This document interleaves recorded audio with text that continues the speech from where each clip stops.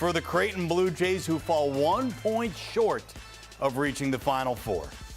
What a game in Louisville, Kentucky, and welcome into the HQ. Russ Thaler on set with Paul Burmeister and Tim Doyle. Our senior CBS Sports college basketball writer, Matt Norlander, is there waiting to talk about this game with us. But Tim, I'm coming to you first for our first reaction for our first Elite Eight game of the day that came down to the final seconds. Yeah, it was an exciting game. That was a foul by the book. But as a former player, I think that's a situation where you let a player go out there and make a play. Was it a foul? That's a foul. You can't put the guy, everyone could see it. We slowed it down for you. See the hand on the guy's hip. For a referee, you got to swallow your whistle there. So if no one's like bleeding, you don't lose an eyeball, like you don't decide the game on a call like that. Pretty anticlimactic. But by the rule of the book, this is a foul. He didn't catch him on the wrist. It was all that left hand on the hip. There you see it right there. And you're going to see it again. And the ref was clear view. I have a problem with this. If San Diego State would have lost this game, I don't know if my wife would have talked to me again because I was so heavy bank account-wise on San Diego State. I had him, EWW, every which way, plus the points on the money line. So I actually ended up winning this game because I picked them and I loved them in this spot. But to win like that, it's kind of like it was not a great way to finish the game. As we take a look at this foul, I think that is exactly, unfortunately, the right place to start. We know how you feel about it. Let's bring in Matt. And I do want to talk actual basketball eventually, Matt, but that was the defining part of a tie game there in the final seconds. Do you think that foul should have been called? Yes, I do. That is a foul. Now, the reaction amid all of this is that, yes, it's a little bit of a whimper to end the game because this was an incredible back-and-forth affair. San Diego State dictated the terms. And then I think pretty much everyone in the building and everyone watching and invested in this great Elite Eight matchup was like, either give us a buzzer beater or get us to overtime. Not that kind of call, but the right call was made. That was a foul on Ryan Nembhard. It was a foul against Darren Trammell, and he went 1 for 2 from the line. And also, by the way, it gets Seiko out of the conversation of making the bad play, the pass.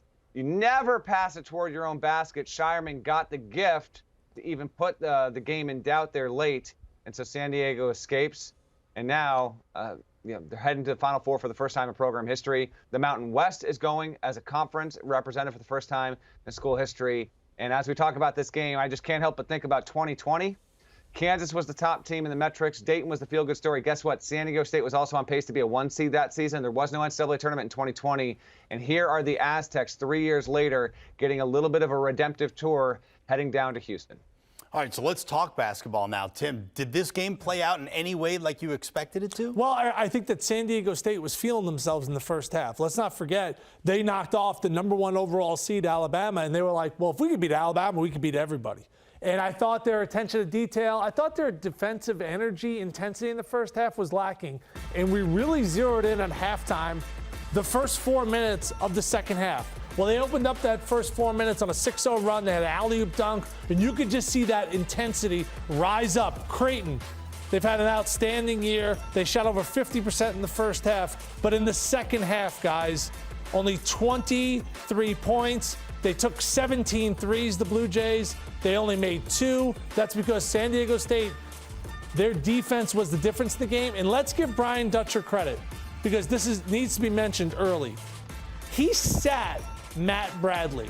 Now, if you're not a San Diego State fan or you don't know much about your team, you're not alone.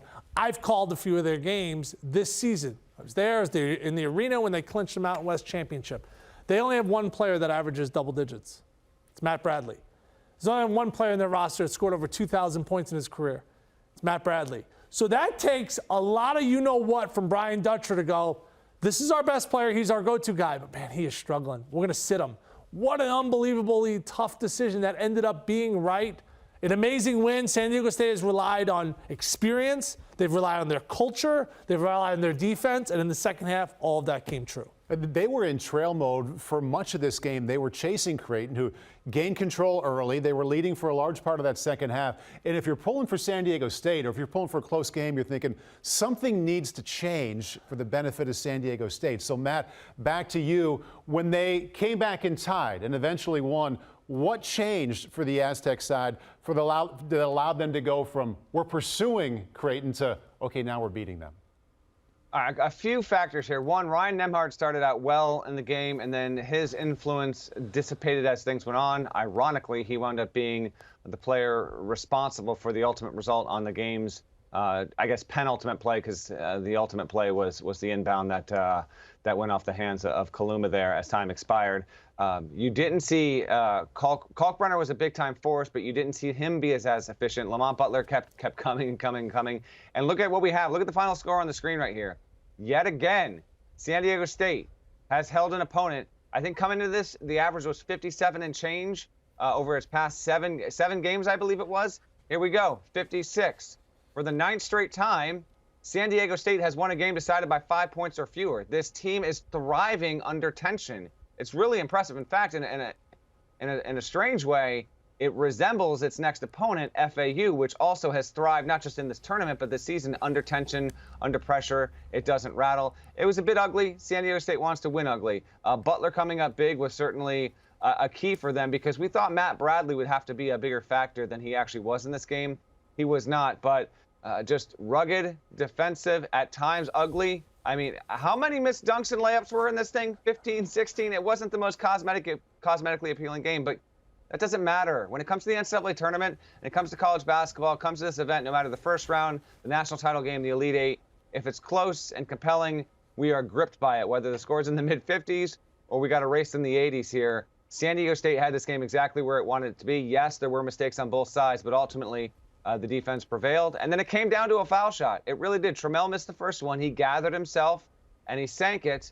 And that was the ultimate difference there. It was a toss-up game. It simply was, and an incredible win by the Aztecs. Well, look, we're in the post game here, so we're going to wait. We're going to hear some press conferences. We're going to hear certainly from Coach Dutcher. We're going to hear from players as well, and we're also going to look forward to their final matchup against the Owls of FAU, 2 debutantes making their way into the Final Four. But before we do that, Matt, can we throw some flowers at Creighton? Because Creighton played San Diego State's game in this game and nearly beat them at it. How impressive are the Blue Jays, and what does it say about their future that they came oh so close to getting to that Final Four? Really impressive. By the way, I don't know if you can hear my youngest son. He just got home. He didn't realize that Daddy was doing a hit here. So he's out of frame, but he might not be out of mic range. So apologies if he picks up there. Mommy has not caught on to the little guy being in the office here right now. As for Creighton, an incredible season. Listen, preseason top 10 team, right? And they getting to the Elite Eight indicates that they did on some level lived up to the preseason hype. They had the 6 next to their name going into this tournament. They weren't a 1, 2, or 3 seed. But Greg McDermott's done a wonderful job there. And the Big East is having an amazing season overall. The recent hirings with Rick Pitino and Ed Cooley, in addition to UConn now storming in and having one of the most dominant runs. Creighton is well-rounded, well-balanced. A lot of these players should return next season. Guys have plenty of eligibility left. In fact, that could wind up being quite a storyline heading into next season. If most, if not all of these players do return, Creighton fans have plenty of reason for optimism. They will be, I'll tell you right now, I would put Creighton as a preseason top 10 team if 4 of the 5 starters on this team opt to return. Now, Trey Alexander has an NBA future. Kalkbrenner has certainly helped his stock. These guys are going to test the process there. So in the immediacy of a game like this, a result like this, it can be so tough to swallow because you almost had it and you get frustrated over the call. Again, that was a foul. The right call was made. It's just a tight moment there. But on the whole, on the balance, Creighton had a really, really good season. They've got a really good coach, and they've got a really bright future. I think most of these guys should be back next season to run it back and hopefully make another push to the Elite Eight or even deeper. Tim, from what I can understand, based off of where your wife went to school, Creighton, you will be talking about the Blue Jays a little more once you get home. But here in the studio, on the air, this is your last chance to talk Creighton basketball for this season. What'll be your top takeaway from Coach McDermott? It's funny. She texted me when I was out here. She just wrote, "That was BS, cheaters." I just said that. I said he fouled him. I don't know what to say. It was a foul. Sorry about that. This is a team that relies on their offense and offensive efficiency and shooting the 3. If they would have made 1 more 3, guys, they were 2 for 17 from 3. You want to look at any of the stats and everything that happened, you know what they need to do? Make more 3s. So in a game that was ugly, they tried to beat San Diego State at their game. Like once the game started to slow down a little bit, that's when if you especially had a wager on San Diego State, you had to go, okay, like now this game's not going to be played in the 70s or 80s where Creighton wants to be. Coming into this game, guys, they had scored 85 plus in the last two, and now we're in a game in the 50s. So once the pace started to slow down a little bit, but to add to Matt's point, if all of these guys come back, this will be the #1 team in the country next year. Now, will they all come back? I don't know. Yeah, and look, and that seems to be the modus operandi of San Diego State. They take whatever team they're playing and they drag them down into the kind of game that they want to play. And it's happened in every game in this tournament. Well. Every team that's averaging a certain number, that number goes down significantly when they play against San Diego State. Who mentioned it? One of you guys mentioned it. It kind of reminds me a little bit about Florida Atlantic, the team they're going to play. They feel like, and they've seemed like, okay, we'll play your kind of game, we'll play our kind of game, whatever kind of game you want to play, which is why I don't think Florida Atlantic's a Cinderella. I don't think there's any way to look at that. They have more wins than any team in the country. So, Matt, what are your first thoughts about an FAU-SDSU matchup in the Final Four? All right, so a couple of things here. First of all, SDSU has now won 8 straight games in a row. It has 1 loss since we got to February, and that was by 6 points at Boise State. SDSU is a defensive-first team. Florida Atlantic, by the way, in real time here, only like 4 or 5 spots behind SDSU and KenPom. That'll be a tight line. Won 11 straight has FAU. I just saw them win the regional final in the East in Madison Square Garden. FAU has 2 losses since we flipped the calendar. Is obviously 35-3, already guaranteed to have the most wins in the sport this season, no matter who makes the Final Four and who wins the national championship. FAU is more balanced than San Diego State. San Diego State is definitely defense first, defense second, maybe offense third, then defense fourth. FAU can do a little bit of both. FAU has 4 shooters who can shoot from 3-point range, and it comes at you. It's a deeper team overall. Now, SDSU, San Diego State has some depth to it, but FAU has more. It has reliably 9 guys. And as I wrote for CBSSports.com overnight, it's not just that it's deep, and these guys are experienced playing together. 8 of the 9 guys, they played with each other last year and the year before. They have played, and this has been a program that has never really faltered this season. 3 losses. They've never been severely outplayed in any of their games. You've got 2 coaches who took such interesting paths here.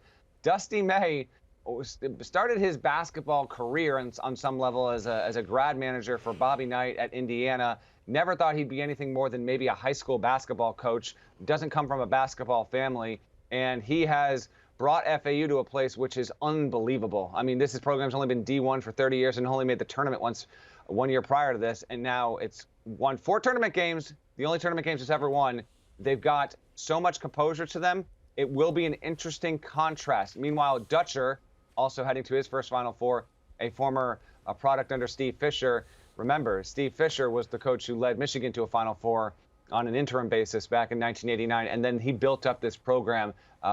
I think that FAU is going to be in a decent spot in this regard. Similar to Creighton in this regard. FAU can play you to the 80s, or they can play you into the 50s.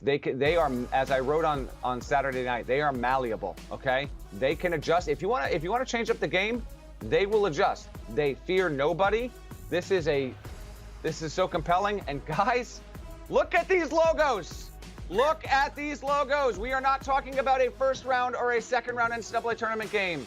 Either that Owl or that Aztec is going to play on the Monday night for the national championship 8 days from now. I find this to be so charming and incredible. I find this to be a feature, not a bug, of college basketball in the NCAA tournament. That's a super compelling matchup. It's got a great chance at being not just a great game, but a well-played game and a close game. And the strategies and X and O's will be something fascinating there. I cannot wait to see how that one unfolds in Houston in less than a week. Do you want a sports network that delivers everything that matters about the game? The highlights, the picks, the instant analysis, no yelling, no fake debates, no politics. Hit the subscribe button and never miss a moment.